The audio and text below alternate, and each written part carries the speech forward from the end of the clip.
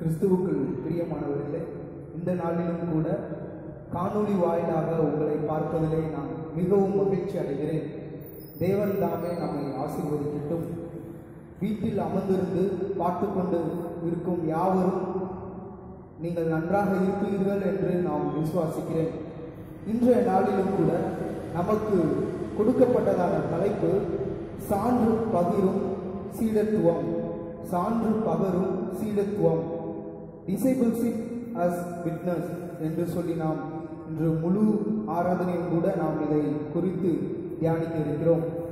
நாம் ஆராதனைக்கு கடந்து செல்வதற்கு முன்பதாக நாம் யாவரும் தலைகளை தாழ்த்தி ஜெபம் செய்வோம்.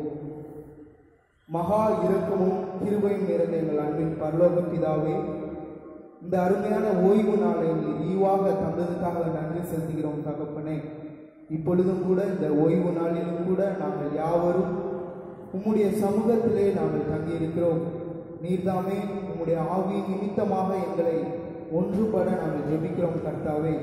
இப்பொழுதும் கூட நாங்கள் ஏறெடுக்கும் ஜெபங்கள், விண்ணப்பங்கள் ஒவ்வொன்றையும் நீர் ஆசீர்வதித்து வழிநடத்தும்படியாக நாங்கள் ஜெபிக்கிறோம். நீர்தாமே எங்களை ஆசீர்வதித்து வழி நடத்த எங்களை தாழ்த்தி ஒப்படைக்கிறோம். மீட்பெரும் இரட்சகருமாக இயேசு கிறிஸ்து நாமத்தில் ஜெபிக்கிறோம் ஜீவனுள்ள நல்ல பிதாவே, ஆமென். இப்பொழுதும் சபையார் யாவரும் எழுதி நின்று பாமாலையில் உள்ளதான 15ஆம் பாடல், பாமாலையில் 15ஆம் பாடல் யாவரும் சேர்ந்து பாடுவோம். அலங்கார வாசலாலே கோவிலுக்குள் போகிறேன் என்ற பாடல்.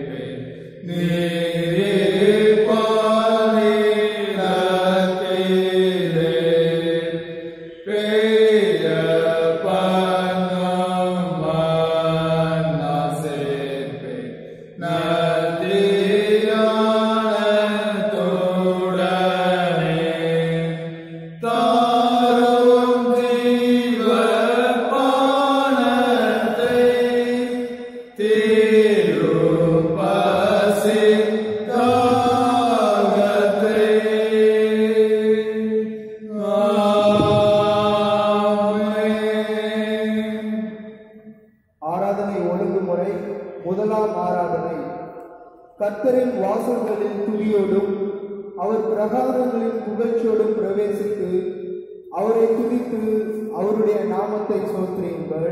கர்த்தர் நல்லவர், அவருடைய கிருபை என்றென்றைக்கும் அவருடைய உண்மை தலைமுறை தலைமுறைக்கும் உள்ளது. நம்மை உண்டாக்கின கர்த்தருக்கு முன்பாக நாம் பணிந்து குனிந்து முழங்காற்படியிட கடவோம் வாருங்கள். அவர் நம்முடைய தேவன், நாம் அவர் மேய்ச்சலின் ஜனங்களும் கைக்குள்ளான ஆடுகளும் ஆமே. யார் கர்த்தருடைய பர்வதத்தில் ஏறுவான்? யார் அவருடைய பரிசுத்த ஸ்தலத்தில் நிலைத்திருப்பான்? கைகளில் சித்தம் உள்ளவனும் இதயத்தில் ஆசீர்வாதமாயிருந்து தன் ஆத்மாவை மாயைக்கு ஒப்புக்கொடாமலும் கபடாதவனும் இருக்கிறவனே. அவருக்கு விரோதமாக நாம் கலகம் பண்ணி அவர் தீர்க்கதரிசிகளாகிய தம்முடைய ஊழியக்காரரை கொண்டு நமக்கு முன்பாக வைத்த அவருடைய நியாய பிரமாணங்களின்படி நடக்கத்தக்கதாக நாம் அவருடைய வசனத்துக்கு செவி கொடாமற் போனோம். ஆனாலும் உமது தேவனாகிய ஆண்டவரிடத்தில் இரக்கங்களும் மன்னிப்புகளும் உண்டு. தேவனுக்கு இருக்கும் பணிகள் நொறுங்குள்ளாவினால் தேவனே நொறுங்குதலும் நறுமுழுதுமான இதயத்தை புறக்கணியீர். வருத்தப்பட்டு பாரம் சுமக்கிறவர்களே, நீங்கள் எல்லோரும் என்னிடத்தில் வாருங்கள், நான் உங்களுக்கு இளைப்பாறுதல் தருவேன். நான் எழுந்து என் தாழ்விடத்திற்கு போய் தகப்பனை பரத்துக்கு விரோதமாகவும் முன்பாகவும் பாவம் செய்கிறேன் என்றேன். யாவரும் சேர்ந்து சொல்வோம். என் கண்மலையும் என் பெருமாளுமான கர்த்தாவே, என் வாயின் வார்த்தைகளும் என் இதயத்தின் தியானமும் உமது சமூகத்தில் நீதியாயிருப்பதாக. துன்மார்க்கன் தன் வழியையும் அக்கிரமக்காரன் தன் நினைவுகளையும் விட்டு கர்த்தரிடத்தில் திரும்ப கடவன். அவர் அவன் மேல் மனதுருவார். நம்முடைய தேவனிடத்திற்கே திரும்ப கடவன். அவர் மன்னிக்கிறதற்கு தயை கொடுத்திருக்கிறார். நமக்கு பாவம் இல்லை என்போமானால் நம்மை நாமே வஞ்சிக்கிறவர்களாய் இருப்போம். சத்தியம் நமக்குள் இராது. பிரியமான சகோதர சகோதரிகளே, நம்முடைய பரமபிதாவாகிய சர்வ வல்லமையுள்ள கடவுள் அளவில்லாத தயவினாலும் இரக்கத்தினாலும் பாவ மன்னிப்பை பெறுவதற்காக நாம் செய்த பலவிதமான பாவங்களையும் அக்கிரமங்களையும் அவர் சந்ததியில் மறைக்காமல் பணிவும் தாழ்மையும் துக்கமும் கீழ்ப்படுதலும் உள்ள இருதயத்தோடு அறிக்கையிட பற்பல வேத வாக்கியங்கள் நம்மை ஏவுகின்றன. நாம் எக்காலத்திலும் கடவுளுக்கு முன்பாக நம்முடைய பாவங்களை மனத்தாழ்மை அறிக்கையிட வேண்டுவதுமின்றி அவருடைய திருக்கரங்களிலிருந்து நாம் பெற்றுக்கொண்ட மேன்மையான உபகாரங்களுக்காக நன்றி செலுத்தவும், அவரை மிகவும் சிறப்பாய் புகழ்ந்து பிரஸ்தாபம் பண்ணவும், அவருடைய திருவசனத்தை கேட்கவும், நம்முடைய உடலாவிற்கு தேவையானவைகளுக்காக வேண்டிக் கொள்ளவும் நாம் கூடி வந்திருக்கிற இத்தருணத்தில் பாவங்களை அறிக்கையிடுவது நமது விசேஷ கடமையுமாம். ஆகையால் இங்கே இருக்கிற நீங்கள் யாவரும் சுத்த இருதயத்தோடும் தாழ்ந்த மனதோடும் பரம கிருபாசன தந்தையில் என்னுடனே கூட சேர்ந்து பாவ அறிக்கை சொல்ல உங்களை வேண்டிக் கொள்கிறேன். சர்வ வல்லமை மிகுந்த இரக்கமுள்ள பிதாவே, தப்பிப்போன ஆடுகளைப் போல நாங்கள் விலகி அடைந்து போனோம். எங்கள் இதயத்தின் யோசனைகளுக்கும் விருப்பங்களுக்கும் மிகவும் இணங்கி நடந்தோம். உம்முடைய பரிசுத்த கற்பனைகளுக்கு விரோதமாய் குற்றம் செய்தோம். செய்யத்தக்கவைகளை செய்யாமல் செய்யத்தகாதவைகளை செய்து வந்தோம். எங்களுக்கு சுகமே இல்லை. ஆயினும் ஆண்டவரே, நீர் இயேசு கிறிஸ்துவின் மூலமாய் மனிதருக்கு அருள் செய்த வாக்குத்தத்தங்களின்படியே நிர்வாகி மூலமற்றவர் அடியாருக்கு இறங்கும். தப்பிதங்களை அறிக்கைகள் மேல் பொறுமையாயிரும். பாவத்தின் நிமித்தம் துக்கப்படுகிற எங்களை சீர்படுத்தும். மிகவும் இரக்கமுள்ள பிதாவே, உம்முடைய பரிசுத்த நாமத்திற்கு மகிமை உண்டாகும்படியா நாங்கள் இதே பக்தியும் நீதியும் தெளிந்த புத்தியும் உள்ளவராய் நடந்து வர இயேசு கிறிஸ்துவின் நிமித்தம் எங்களுக்கு கிருபை செய்தோம். ஆமென். யாவரும் மாறி மாறி சங்கீதங்களை வாசிப்போம். சங்கீதம் 119 33 முதல் 48 வரை. சங்கீதம் 119 33 முதல் 48 முடிய.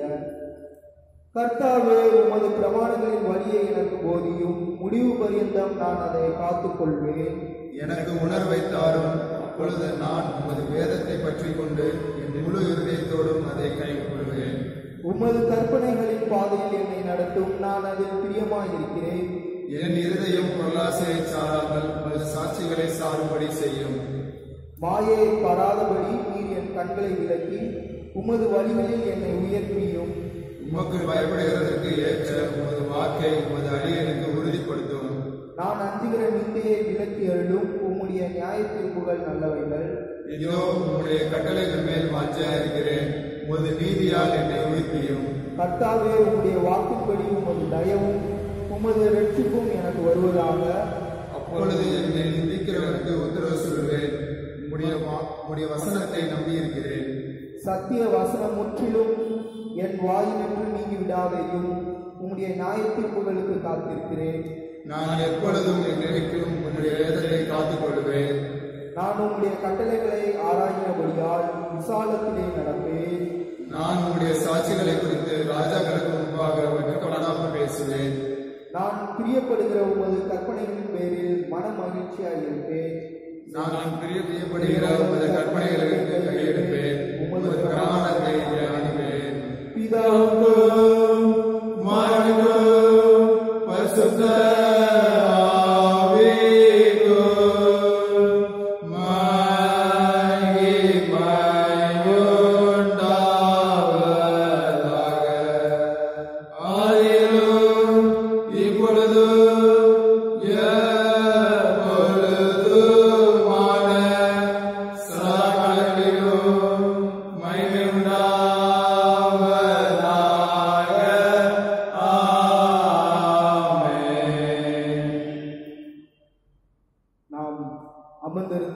பாடம் வாசிக்க கேட்போம். முதலாம் வேத பாடம் 2 ராஜாக்கள் 2ஆம் அதிகாரம் 1 முதல் 15. முதலாம் வேத பாடம் 2 ராஜாக்கள் 2 முதல் 2ஆம் அதிகாரம் 1 முதல் 15 முடியும். கர்த்தர் எலியாவை சுழல் காற்றிலே பரலோகத்திற்கு எடுத்துக்கொள்ளப் போகிற போது எலியா எலிசாவோடே கூட கில்காலிலிருந்து புறப்பட்டு போனான். எலியா எலிசாவை நோக்கி, நீ இங்கே இரு, கர்த்தர் என்னை பெத்தேல் மட்டும் போக அனுப்புகிறார் என்றான். அதற்கு எலிசா, நான் உம்மை விடுகிறதில்லை என்று கர்த்தரின் ஜீவனையும் உம்முடைய ஜீவனையும் கொண்டு சொல்கிறேன் என்றான். அப்படியே இருவரும் பெத்தேலுக்கு போனார்கள். அப்பொழுது பெத்தேலில் இருந்த தீர்க்கதரிசிகளின் புத்திரர் எலிசாவினிடத்தில் வந்து, இன்றைக்கு கர்த்தர் உனக்கு தலைமையாயிருக்கிற உன் எஜமானை உன்னை விட்டு எடுத்துக்கொள்வார் என்பது உனக்கு தெரியுமா என்றார்கள். அதற்கு அவன், எனக்கு தெரியும், சும்மா இருங்கள் என்றான். பின்பு எலியா அவனை நோக்கி, எலிசாவே, நீ இங்கே இரு, கர்த்தர் என்னை எரிகோ மட்டும் போக அனுப்புகிறார் என்றான். அதற்கு அவன், நான் உம்மை விடுகிறதில்லை என்று கர்த்தருடைய ஜீவனையும் உம்முடைய ஜீவனையும் கொண்டு சொல்லுகிறேன் என்றான். அப்படியே அவர்கள் எரிகோவுக்கு வந்தார்கள். எரிகோவில் இருந்த தீர்க்கதரிசிகளின் புத்திரர் எலிசாவினிடத்தில் வந்து, இன்றைக்கு கர்த்தர் உனக்கு தலைமையாயிருக்கிற உன் எஜமானை உன்னை விட்டு எடுத்துக்கொள்வார் என்பது உனக்கு தெரியுமா என்று அவனை கேட்டார்கள். அதற்கு அவன், எனக்கு தெரியும், சும்மா இருங்கள் என்றான். பின்பு எலியா அவனை நோக்கி, நீ இங்கே இரு, கர்த்தர் என்னை யோர்தானுக்கு அனுப்புகிறார் என்றான். அதற்கு அவன், நான் உம்மை விடுகிறதில்லை என்று கர்த்தருடைய ஜீவனையும் உம்முடைய ஜீவனையும் கொண்டு சொல்லுகிறேன் என்றான். அப்படியே இருவரும் போனார்கள். தீர்க்கதரிசிகளின் புத்திரர்களில் 50 பேர் போய் தூரத்திலே பார்த்து கொண்டு நின்றார்கள். அவர்கள் இருவரும் யோர்தான் கரையிலே நின்றார்கள். அப்பொழுது எலியா தன் சால்வை எடுத்து முறுக்கி தண்ணீரை அடித்தான். அது இருபக்கமாய் பிரிந்தது. அவர்கள் இருவரும் உலர்ந்த தலைவரியாய் அக்கறைக்கு போனார்கள். அவர்கள் அக்கறை பட்ட பின்பு எலியா எலிசாவை நோக்கி, நான் உன்னை விட்டு எடுத்துக்கொள்ளப்படும் முன்னே நான் உனக்கு செய்ய வேண்டியது என்ன கேள் என்றான். அதற்கு எலிசா, உம்மிடத்தில் உள்ள ஆவியின் வரம் எனக்கு இரட்டிப்பாய் கிடைக்கும்படி வேண்டுகிறேன் என்றான். அதற்கு அவன், அரிதான காரியத்தை கேட்டாய், உன்னை விட்டு நான் எடுத்துக்கொள்ளப்படுகையில் என்னை நீ கண்டால் உனக்கு கிடைக்கும், இல்லாவிட்டால் கிடையாது என்றான். அவர்கள் பேசிக்கொண்டு நடந்து போகையில் இதோ அக்கினி ரதமும் அக்கினி குதிரைகளும் அவர்கள் நடுவாக வந்து இருவரையும் பிரித்தது. எலியா சுழல் காற்றிலே பரலோகத்திற்கு ஏறி போனான். அதை எலிசா கண்டு, என் தகப்பனே, என் தகப்பனே, இஸ்ரவேலுக்கு ரதமும் குதிரை வீரருமாயிருந்தவரே என்று புலம்பினான். அவனை அப்புறம் காணாமல் தன் வஸ்திரத்தை பிடித்து 2 துண்டாக கிழித்தான். பின்பு அவன் எலியாவின் மேலிருந்து கீழே விழுந்த சால்வையை எடுத்து திரும்ப போய் யோர்தானின் கரையிலே நின்று எலியாவின் மேலிருந்து கீழே விழுந்த சால்வையை பிடித்து, எலியாவின் தேவனாகிய கர்த்தர் எங்கே என்று சொல்லி தண்ணீரை அடித்தான். தண்ணீரை அடித்தவுடனே அது இருபக்கமாக பிரிந்ததால் எலிசா இக்கரைப்பட்டான். எரிகோவில் பார்த்து கொண்டு நின்ற தீர்க்கதரிசிகளின் புத்திரர் அவனை கண்டவுடனே, எலியாவின் ஆவி எலிசா மேல் இறங்கி இருக்கிறது என்று சொல்லி அவனுக்கு எதிர்கொண்டு போய் தரை மட்டும் குனிந்து அவனை வணங்கினார்கள். வாசிக்கும்படியாக தெரிந்து கொள்ளப்பட்ட வேத பாடம் வாசித்து முடிந்தாயிற்று. கர்த்தாவே உமக்கு மகிமை உண்டாவதாக. இன்றைய நாளிலும் கூட மதுவிலிருக்கும் மன்னா தலைப்பு சான்று பகரும் சீடத்துவம். தலைப்பு சான்று பகரும் சீடத்துவம். நீயே எல்லாவற்றிலும் உன்னை நற்கிரியைகளுக்கு மாதிரியாக காண்பி. நீயே எல்லாவற்றிலும் உன்னை நற்கிரியைகளுக்கு மாதிரியாக காண்பி. தீத்து 2ஆம் அதிகாரம் 7ஆம் வசனம். தீத்து 2ஆம் அதிகாரம் 7ஆம் வசனம். யாவரும் எழுந்து நின்று இப்பொழுதும் நாம் அப்போஸ்தல விசுவாச பிரமாணத்தை ஏறெடுப்போம். யாவரும் எழுந்து நின்று அப்போஸ்தல விசுவாச பிரமாணத்தை நாம் ஏறெடுப்போம். வானத்தையும் பூமியையும் அவருடைய ஒரே குமாரனாகிய நம்முடைய ஆண்டவர் இயேசு கிறிஸ்துவை விசுவாசிக்கிறேன். அவர் பரிசுத்த ஆவியினாலே கன்னிமரியாளிடமிருந்து பிறந்தார். பொருந்திய காலத்தில் பாடுபட்டு சிலுவையில் அறையுண்டு மரித்து அடக்கம் பண்ணப்பட்டு பாதாளத்தில் இறங்கினார். 3ஆம் நாள் மருத்துவரிடத்திலிருந்து எழுந்தினார். பரமண்டலத்துக்கு ஏறி சர்வ வளமுள்ள பிதாவாகிய கடவுளுடைய மகளது பரிசுத்தத்தை வீற்றினார். அவரிடத்திலிருந்து உயிருள்ளவரையும் மருத்துவரையும் நியாயத்திற்கு வருவார். பரிசுத்த ஆவியை விசுவாசிக்கிறேன். பொதுவாக இருக்கிற பரிசுத்த சபையும் பரிசுத்தவான்களுடைய ஐக்கியமும் பாவ மன்னிப்பும் சரீரம் உயிர்த்தெழுதலும் நித்திய ஜீவனும் உண்டு என்று விசுவாசிக்கிறேன். ஆமென். சபையார் அமர்ந்து கொள்ளுங்கள். இன்றைய நாளிலும் கூட தேவன் தாமே நம்மளை ஆசீர்வதித்து வழி நடக்கட்டும். இன்றைய தலைப்பு திருமண்டலத்திலிருந்து நமக்கு கொடுக்கப்பட்டதான தலைப்பு சான்று பகரும் சீடத்துவம் என்று சொல்லி நாம் பார்க்கிறோம். சீடத்துவத்தை குறித்து நாம் பார்க்க இன்றைக்கு நாம் அழைக்கப்பட்டிருக்கிறோம். சீடத்துவம் என்று நாம் யாரை சொல்லுவோம் என்றால், ஒருவரை அப்படியே நாம் என்ன பின்பற்றுபவரை தான் நாம் சீடர்கள் என்று சொல்லுவோம். யாரை அவர்களின் செயல்கள், அவர்கள் பேச்சு, அவர் நடக்கைகளை யார் பின்பற்றுகிறார்களோ அவர்களை நாம் சீடர்கள் என்று சொல்லுவோம். இது பழைய ஏற்பாட்டு காலத்திலும் புதிய ஏற்பாட்டு காலத்திலும் நாம் அநேக இடங்களில் சீடர்களை பார்க்கலாம். இன்றைய நாளிலும் கூட நாம் வேத பாடமாக வாசிக்க கேட்ட 2 ராஜாக்கள் 2ஆம் அதிகாரம் 1 முதல் 15 கூட நாம் பார்க்கலாம். எலியாவுக்கு எலிசா சீடனாக இருந்தார். எலியாவுக்கு எலிசா சீடனாக இருந்தார் என்று சொல்லி நாம் பார்க்கிறோம். அதே போல் நாம் புதிய பாட்டிலும் கூட இயேசுவானவருக்கு 12 சீடர்கள் இருந்தார்கள் என்று சொல்லி நாம் பார்க்கிறோம். சீடர்கள் என்று நாம் பார்க்கும்போது வெறுமனையாக நாம் சொல்ல முடியாது, வெறும் நம்பிக்கை உள்ளவர்களாக இருந்தார்கள் என்று சொல்லி. சீடர்கள் என்பது அனைத்து காரியத்திலும் உடன் இருந்தவர்கள் என்று சொல்லி நாம் பார்க்கிறோம். இயேசு கிறிஸ்துவானவர் அவர் இந்த உலகத்தில் நமக்காக வந்தார், பாடுபட்டு சிலுவையில் அறைந்து இப்பொழுதோ பரத்திலே எடுத்துக் கொள்ளப்பட்டார் என்று சொல்லி பார்க்கிறோம். அவர்களுடைய சீடர்களும் அநேகர் என்ன செய்தார்கள்? அவருக்கு சாட்சி பகிர்ந்துள்ளவர்களாக இருந்தார்கள் என்று சொல்லி நாம் பார்க்கிறோம். எகிப்து தேசத்திலே அந்த இஸ்ரேல் மக்கள் அடிமைத்தனத்தில் இருக்கும்போது இயேசுவை நோக்கி என்ன செய்தார்கள்? இயேசுவை நோக்கி கதறினார்கள், கடவுளை நோக்கி கதறினார்கள், எங்களுக்கு விடுதலை வேண்டும் என்று கதறினார்கள் என்று சொல்லி பார்க்கிறோம். அப்படிப்பட்ட அந்த விடுதலைக்காக அவர்கள் கதறின போது தேவன் தாமே அவர்களுக்கு என்ன செய்தார்? மோசேயின் வழியாக அவர்களுக்கு விடுதலை கொடுத்தார். அப்படி ஒரு விடுதலை கொடுத்த அந்த இஸ்ரேல் மக்கள் யாருக்கு சாட்சி உள்ளவர்களாக இருந்தார்கள்? தேவனுக்கு சாட்சி உள்ளவர்களாக இருந்தார்கள் என்று சொல்லி பார்க்கிறோம். அவர்கள் யாரை பின்பற்றினார்கள் என்று சொல்லி நாம் பார்க்கும்போது ஒரே தேவனாகிய நம்முடைய கடவுளை என்ன செய்தார்கள்? பிதாவை அவர்கள் தரிசித்து அந்த கடவுளை வழிபட்டு இருந்தார்கள் என்று சொல்லி பார்க்கிறோம். பிரியமானவர்களே, இந்த நாளிலும் கூட நம்முடைய நாதர் இயேசு கிறிஸ்துவை நாம் விசுவாசிக்கிறோம், அவரை முழு மனதாக நாம் பின்பற்றுகிறோமா என்று நம்மை நாமே சிந்திக்க நாம் அழைக்கப்பட்டிருக்கிறோம். வெறும் நம்பிக்கை உள்ளவர்களாக மாத்திரம் அல்ல, அவரை விசுவாசித்து அவரை பின்பற்றுகிறவர்களாக நாம் இருக்க வேண்டும். அநேக மக்கள் அவர்களை என்ன செய்தார்கள்? பிதாவை வழிபட்டார்கள், அவர்கள் வேலைக்கு சென்று விட்டார்கள். ஆனால் அவர் கற்றுக் கொடுத்த காரியத்தை யாரும் பின்பற்றுகிறவர்களாக இருக்கவில்லை. ஆனால் இந்த சீடர்கள் என்ன செய்தார்கள்? பின்பற்றினார்கள் என்று சொல்லி பார்க்கிறோம். நாம் எலியா எலிசா அது அந்த காரியம் நாம் அனைவருக்கும் தெரிந்த ஒரு காரியம். ஊழியத்தை செய்ய உண்மையை வாஞ்சித்த ஒரு மனிதன் என்று சொல்லி பார்க்கிறோம்.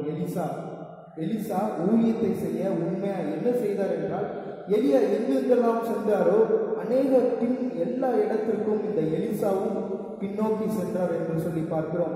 அது மாத்திரமல்ல, எலியா செய்ததை காட்டிலும் நான் அதிகம் செய்ய வேண்டும் என்று சொல்லி அவர் என்ன செய்தார்? கடவுளிடம் கேட்டுக்கொண்டார் என்று சொல்லி பார்க்கிறோம். 1 ராஜாக்கள் 19ஆம் அதிகாரம் 16ஆம் வசனத்திலே எலிசாவானவர் கடவுளால் தேர்ந்தெடுக்கப்பட்டு விட்டார். அந்த எலிசாவானவர் கடவுளால் தேர்ந்தெடுக்கப்பட்டார். ஆனால் 2 ராஜாக்களில் தான் எலிசா என்ன செய்கிறார்? எலியாவிடம் பின் செல்கிறார் என்று சொல்லி பார்க்கிறோம். அப்பொழுது கூட அவருக்கு எலிசாவுக்கு தெரிகிறது, இன்றைய தினம் எலியா ஆனவர் என்ன செய்வார்? பிதாவோடு எடுத்துக்கொள்ளப்படுவார் என்று சொல்லி அவர் அறிந்த பொழுது அதை விடாமல் என்ன செய்வார்? நான் அந்த வல்லமையை இரட்டிப்பாக நான் பெற்றுக்கொள்ள வேண்டும் என்று சொல்லி விடாமுயற்சியோடு கீழ்காலிலிருந்து பெத்தேலுக்கும், பெத்தேலிலிருந்து ஜெரிகோவுக்கும், ஜெரிகோவிலிருந்து யோர்தானுக்கும் என்று சொல்லி பின்தொடர்ந்து போனார் என்று சொல்லி பார்க்கிறோம். இன்றைய நாளிலும் கூட நாம் இயேசுவை பின்பற்றுகிறவர்களாய் இருக்கிறோம். நாம் சபைகளிலே, நாம் ஆங்காங்கே பொழுது வீடுகளிலே இருக்கிறோம். நாம் உண்மையான சீஷனாய் இருக்கிறோமா அல்லது நம்பிக்கை மாத்திரம் வைத்தவர்களாய் இருக்கிறோமா என்று சொல்லி நம்மை தியானிக்க அழைக்கப்பட்டிருக்கிறோம். நாம் பார்க்கிறோம், மத்தேயு யோவான் எழுதின சுவிசேஷம் 14ஆம் அதிகாரம் 12ஆம் வசனத்தில் நாம் பார்க்கிறோம். அதில் சொல்கிறது, இயேசு நமக்கு எடுத்துக்காட்டாக வாழ்ந்து காட்டியதில் நாம் சில காரியங்களை குறித்து பார்க்கலாம். அவர் அநேகரை சீஷராக்குங்கள் என்று சொல்லி பார்க்கிறோம். அவர் சொல்கிறார், யார் அனைவரையும் நம்புகிறவர்களாக மாற்றுங்கள் என்று சொல்லவில்லை, சீஷர்களாக மாற்றுங்கள் என்று சொல்லி பார்க்கிறோம். நாம் இயேசுவை பின்பற்றுகிற நாமும் பிற மக்களை நாம் என்ன செய்ய வேண்டும்? சீஷர்களாக வழி நடத்த வேண்டும். பிதா ஒருவரே நாம் நம்பிக்கை உள்ளவர்களாக நாம் அவர்களை வழி நடத்த நாம் என்ன செய்யப்பட்டிருக்கிறோம்? அழைக்கப்பட்டிருக்கிறோம். எடுத்துக்கொள்ளுங்கள், எபேசியர் 6ஆம் அதிகாரம் 10 முதல் நீங்கள் 18 வசனங்களை நீங்கள் தியானித்தீர்கள் என்றால், அது ஒரு சீஷர்களுக்கு தேவையான முதலாம் காரியம், ஆவியானவர், தூய ஆவியானவர் என்ன செய்ய வேண்டும்? நம்மளை வழி நடத்த வேண்டும் என்று சொல்லி நாம் பார்க்கிறோம். ஒரு சீடனுக்கு தூய ஆவியானவர் வழி நடத்துதல் என்ன செய்ய வேண்டும்? முக்கியமாக இருக்க வேண்டும். அது நாம் எங்கு பார்க்கலாம்? எபேசியர் 6ஆம் அதிகாரம் 10 முதல் 18 வசனங்களில் பார்க்கலாம். 2ஆம் வசனமாக யாக்கோபு 1ஆம் அதிகாரம் 22ஆம் வசனத்தில் பார்க்கிறோம், நம் நடத்தை, செயல்பாடு எல்லாவற்றையும் வசனத்தோடு ஒப்பிட வேண்டும். நம் நடத்தை, செயல்பாடு எல்லாவற்றையும் நாம் என்ன செய்ய வேண்டும்? வசனத்தோடு ஒப்பிடப்பட வேண்டும் என்று சொல்லி பார்க்கிறோம். ஆனால் அநேக நேரங்களில் நாம் அநேக சூழல்களில் அனைத்து மக்களையும் நாம் என்ன செய்கிறோம்? சந்திக்கிறோம். அவர்களுக்கு ஏற்ற விதமாக நாம் பேசுகிறோம், எல்லா காரியங்களும் உடன்பட்டு நாம் செய்கிறோம். ஆனால் அதில் எல்லாம் நாம் வேதத்தோடு என்ன செய்ய வேண்டும்? வசனத்தோடு ஒப்பிட்டு பார்த்து நம்முடைய வாழ்க்கையை என்ன செய்ய வேண்டும்? நடத்த வேண்டும் என்று சொல்லி பார்க்கிறோம். இதுவே சீஷனுடைய 2வது காரியம். 3வது காரியமாக நம்முடைய வாழ்க்கையில் ஆவியின் கனிகள் உள்ள வாழ்க்கையாக இருக்க வேண்டும் என்று சொல்லி நாம் பார்க்கிறோம். பிரியமானவர்களே, நாம் வீடுகளிலே அனைவரும் இருக்கிறோம். நம்முடைய வாழ்க்கையிலும் நாம் சிந்தித்து பார்ப்போம், ஆவியின் கனிகள் நம்முடைய வாழ்க்கையில் இருக்கிறதா என்று சொல்லி. அன்பு, சமாதானம், இவைகள் அனைத்தும் கலாத்தியர் 5ஆம் அதிகாரம் 22-23 வசனங்களில் சொல்லி இருக்கிறது போல் நம்முடைய வாழ்க்கையிலும் ஆவிகள் கனி தந்த வாழ்க்கையாக சீஷன், நாம் இயேசுவை பின்பற்றுகிற நாம், உண்மையாக சீஷராக இருக்கும் நாம், நம்முடைய வாழ்க்கையிலும் ஒரு ஆவிக்குரிய வாழ்க்கை உள்ளதாக இருக்கிறதா என்று நாம் பார்க்க வேண்டும். 4ஆம் காரியமாக யோவான் எழுதின சுவிசேஷம் 13ஆம் அதிகாரம் 35ஆம் வசனத்தில் பார்க்கிறோம், பிறரை நம் செயல்கள் மூலமாக அன்பு காட்ட வேண்டும் என்று சொல்லி, நம் செயல்கள் மூலியமாக என்ன செய்ய வேண்டும்? அன்பு காட்ட வேண்டும் என்று சொல்லி நாம் பார்க்கிறோம். அநேக நேரங்களிலே நாம் அன்பு செலுத்தாமலே உதவி செய்யலாம். நம் இருதயத்தில் அந்த ஒரு அன்பு இல்லாமல் நாம் என்ன செய்யலாம்? உதவி செய்யலாம். ஆனால் அது என்ன செய்யாது? ஆண்டவரிடம் அது எட்டாது. நாம் செய்யும் ஒவ்வொரு காரியத்திலும், அது பணமாகவோ இருக்கலாம், எந்த காரியத்திலும் நாம் ஆவியான ஒரு துணையோடு முழு இருதயத்தோடு என்ன செய்ய வேண்டும்? நாம் செயல்பட வேண்டும். ஆண்டவராக இயேசு கிறிஸ்துவை நாம் பின்பற்றுகிற நாம் ஒவ்வொரு காரியத்திலும் நாம் யாராவது உதவி கேட்டால் நாம் என்ன செய்வோம்? நாம் கொடுத்து விடுவோம். ஆனால் அதிலையும் ஆவியானவர் நம்மோடு இருதயத்தில் ஏவப்பட்டதாக இருக்க வேண்டும். நான் ஏனோதானோ என்று வாழ்கிற வாழ்க்கையாக நம்முடைய வாழ்க்கை இருக்கக்கூடாது. கடைசியாக நாம் ஒன்றை பார்க்கலாம், நம்முடைய வாழ்க்கையில் தேவன் செய்த அற்புதங்களை பகிரலாம். பிறரிடம் என்ன செய்ய வேண்டும்? 1 பேதுரு 3ஆம் அதிகாரம் 15ஆம் வசனத்தில் பார்க்கும்போது, நம்முடைய வாழ்க்கையிலே நம்ம அநேக அற்புதங்களையும் அதிசயங்களையும் அடையாளங்களையும் பெற்றிருப்போம். அந்த அற்புதங்களை நாம் என்ன செய்ய வேண்டும்? அநேகர்களுக்கு நாம் பகிர்ந்து கொடுக்க வேண்டும் என்று சொல்லி இன்று நாம் அழைக்கப்பட்டிருக்கிறோம். கிறிஸ்துவுக்குள் பிரியமானவர்களே, இந்த நாளிலும் கூட நாம் அநேக அற்புதங்கள், அதிசயங்கள் நம்முடைய வாழ்க்கையிலும் நடந்திருக்கும். அதனால்தான் நாம் என்ன செய்திருக்கிறோம்? ஆண்டவராக இயேசு கிறிஸ்துவை ஏற்றுக்கொண்டு அவரை நாம் பின்பற்றுகிறோம். அப்படி இருக்கிற இயேசு கிறிஸ்துவை நாம் என்ன செய்வோம்? சாட்சி பகிர வேண்டும் என்று சொல்லி பார்க்கிறோம். நாம் இந்திய தேசத்திலே 1941 நாம் யாவரும் தெரிந்து கொண்ட ஒரு மிஷனரி கிரஹாம் ஸ்டைன், நாம் அனைவருக்கும் தெரிந்த அந்த மிஷனரி, அவர் ஒடிசாவில் குடும்பமாக என்ன செய்து வந்தார்? ஊழியத்தை செய்து வந்தார் என்று சொல்லி நாம் பார்க்கிறோம். அவர் அந்த ஊழியம் செய்து வந்த அந்த ஒடிசா அந்த நேரத்திலே அந்த ஊரானது அநேக இந்து மக்களால் அது ஆட்கொண்டு இருந்தது. அதனால் அநேக மக்கள் என்ன செய்தார்கள்? அவரை புறக்கணித்தார்கள் என்று சொல்லி நாம் பார்க்கிறோம். அநேக மக்கள் அவரை ஏற்றுக்கொள்ளவில்லை. ஆனாலும் அவர் இயேசுவானவர் தன் இருதயத்தில் இருந்த அந்த அன்பு நிமித்தமாக அவர் என்ன செய்தார்? அந்த ஒரு முயற்சியோடு அவர் இயேசுவை ஏற்றுக்கொண்ட அந்த உற்சாகத்தோடு என்ன செய்தார்? அந்த அநேக மக்களை சந்தித்தார். அந்த சந்தித்த நிமித்தமாக அநேகர் ஏற்றுக்கொண்டார்கள். அதை ஏற்றுக்கொண்ட பார்த்த பிற மதத்தினர் என்ன செய்தார்கள்? இவரை கொலை செய்துவிட வேண்டும் என்று சொல்லி அவரை முன்பெயர்ந்தார்கள் என்று சொல்லி பார்க்கிறோம். அவரை எப்படியாவது நாம் என்ன செய்ய வேண்டும்? கொலை செய்ய வேண்டும் என்று சொல்லி யோசித்தார்கள். அப்பொழுது கூட கிரஹாம் ஸ்டைன் கடைசியாக கேட்கிறார்கள், இப்பொழுது நான் உன்னை விட்டு விடுகிறேன், நீ இயேசுவை மறுதளிப்பாயா என்று கேட்டதுக்கு அவர் சொல்கிறார், நான் இயேசுவை என்ன செய்ய மாட்டேன், ஒரு காலம் நான் மறுதளிக்க மாட்டேன் என்று சொல்லி சாட்சி பகிர்ந்தார் என்று சொல்லி பார்க்கிறோம். கடைசியாக அவர் கிரஹாம் ஸ்டைன் மற்றும் 2 பிள்ளைகளையும் சேர்த்து அந்த காரிலே வைத்து அவரை எரித்து கொன்றார்கள் என்று சொல்லி நாம் பார்க்கிறோம். அவர் இரத்த சாட்சியாக என்ன செய்தார்? மரித்தார் என்று சொல்லி பார்க்கிறோம். இன்ற நாளிலும் கூட நமக்கு கொடுக்கப்பட்டதான தலைப்பு சான்று பகரும் சீடத்துவம், சாட்சியுள்ள விட்னஸ். ஆங்கிலத்திலே டிசைபிள்ஸிங் அஸ் விட்னஸ் என்று சொல்லி பார்க்கிறோம். சாட்சி உள்ள வாழ்க்கை. நாம் எப்படி இருக்கிறோம்? கிறிஸ்துவுக்கு பிரியமானவர்களே, நீங்கள் வீட்டில் யாராக இருந்தாலும் எங்கு இருந்தாலும் சரி, நம்முடைய வாழ்க்கையில் சீடர்களாக நாம் அழைக்கப்பட்டிருக்கிறோம். நீங்களும் நானும் சீடர்களாக, இயேசுவை பின்பற்றுகிறவர்களாக நாம் அழைக்கப்பட்டிருக்கிறோம். வெறும் அவரை நம்புகிறவர்களாக மாத்திரமல்ல, ஒரு சீடர்களாக இருக்கிறோம். இன்றைய நாளிலும் கூட நாம் சிந்தித்து பார்ப்போம். நாம் இயேசுவை உண்மையாக பின்பற்றுகிறோமா? சாட்சியுள்ள வாழ்க்கை நம்மிடம் இருக்கிறதா? நாம் சாட்சியை பகிர்வுள்ளவர்களாய் இருக்கிறோமா என்று சொல்லி நாம் இன்றைக்கு யோசித்து, கடவுள் நம்மோடு இருக்கிறார் என்றதை உணர்ந்தவாறே நாம் பிறருக்கு சாட்சியுள்ளவர்களாய் வாழ்வோம். நாம் இப்பொழுது யாவரும் தலைகளை தாழ்த்தி ஜெபம் செய்வோம். அன்புள்ள இயேசு சுவாமி, இந்த அருமையான ஓய்வு நாளை ஈவாக தந்ததுக்காக நன்றி செலுத்துகிறோம் தகப்பனே. இன்றைய நாளிலும் கூட நாங்கள் சான்று பகரும் சீடத்துவத்தை குறித்து நாங்கள் கற்றுக்கொண்டோம் ராஜா. இந்த சீடத்துவத்தின் மேன்மையை குறித்து நாங்கள் கற்றுக்கொண்டோம். எலிசாவின் மூலமாகவும் நம்முடைய சீடர்கள் மூலியமாகவும் அநேக காரியங்களை நாங்கள் கற்றுக்கொண்டோம். எங்களுடைய வாழ்க்கையிலும் நாங்கள் அனைவருக்கும் சாட்சி பகிர்ந்து வாழ, உண்மையுள்ள சீடனாக நாங்கள் வாழும்படியாக எங்களை நாங்கள் அர்ப்பணிக்கிறோம் தகப்பனே. இனி வரும் நாட்களிலும் ஆண்டவரே, இந்த கடைசி நாட்களிலும் நாம் உமக்கு சாட்சியாய் அநேக ஆத்துமாக்களை ரட்சிக்கும்படியாக நாங்கள் எங்களை அர்ப்பணிக்கிறோம். நீர்தாமே எங்களை ஆட்கொண்டு வழி நடத்துங்க. எங்கள் ஆவியானவர் ஆண்டவரே, எங்கள் ஆவியின் கனிகளால் எங்களை நிரப்பி எங்களை வழிநடத்தும்படியாக நாங்கள் எங்களை தாழ்த்தி உடைய கரத்தில் ஒப்படைக்கிறோம். எங்களை போக்கிலும் வரத்திலுமாய் பாதுகாத்து காத்துக் கொள்ளுங்க.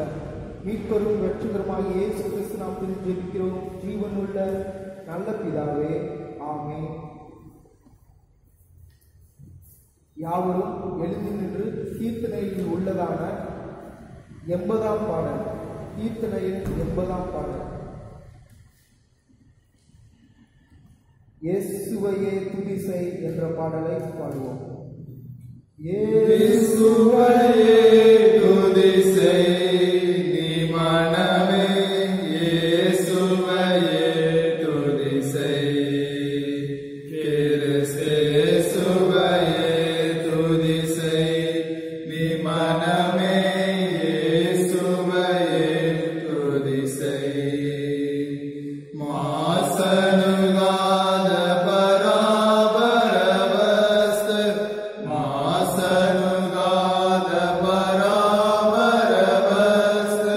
நேசகுமாரன் மெய்யான கிறிஸ்து, நேசகுமாரன் மெய்யான கிறிஸ்து, இயேசு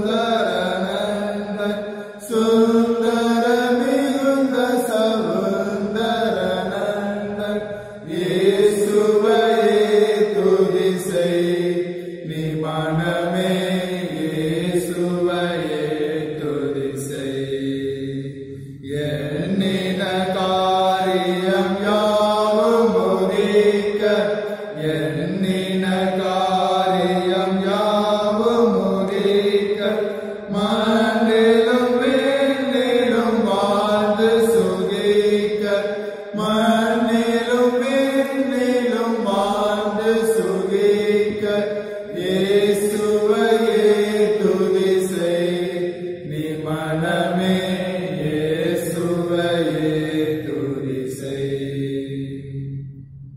யாவரும் அமர்ந்து இன்றைய நாளில் கூட சில அறிவிப்புகள். பிறந்த நாள் திருமண நாள் கொண்டாடுபவர்கள் இந்த வருகிற வாரங்களிலே பிறந்த நாள் மற்றும் திருமண நாள்: ஏ சொர்ணா, ஜே கிருபா ஒலிவியா, திருமதி இந்திரராணி ராஜாமணி, எஸ் கிறிஸ்டி தேன்மொழி இவர்களுக்கு பிறந்த நாள் வாழ்த்துக்களை தெரிவித்துக் கொள்கிறோம்.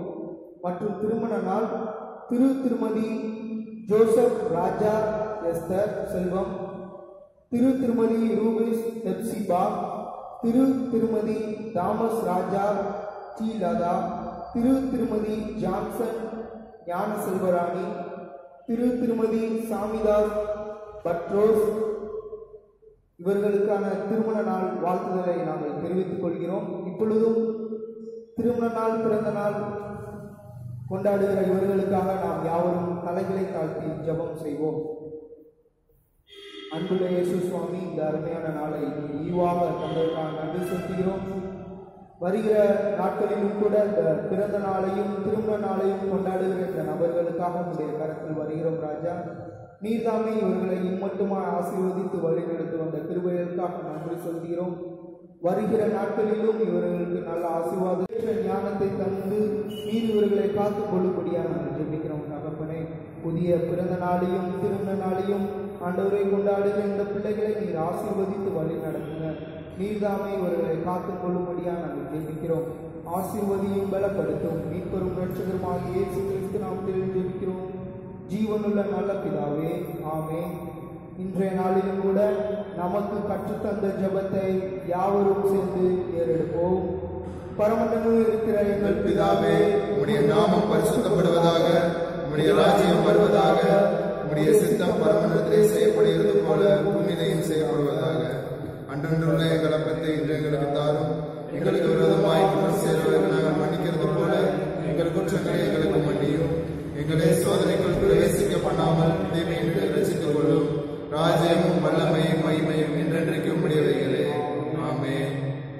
கர்த்தர் உங்களை ஆசீர்வதித்து உங்களை காக்க கடவர். கர்த்தர் தம்முடைய முகத்தை உங்கள் மேல் பிரகாசிக்க பண்ணி உங்கள் மேல் கிருபையாய் இருக்க கடவர். கர்த்தர் தம்முடைய முகத்தை உங்கள் மேல் பிரசன்னமாக்கி உங்களுக்கு சமாதானமும் கட்டளையிட கடவர்.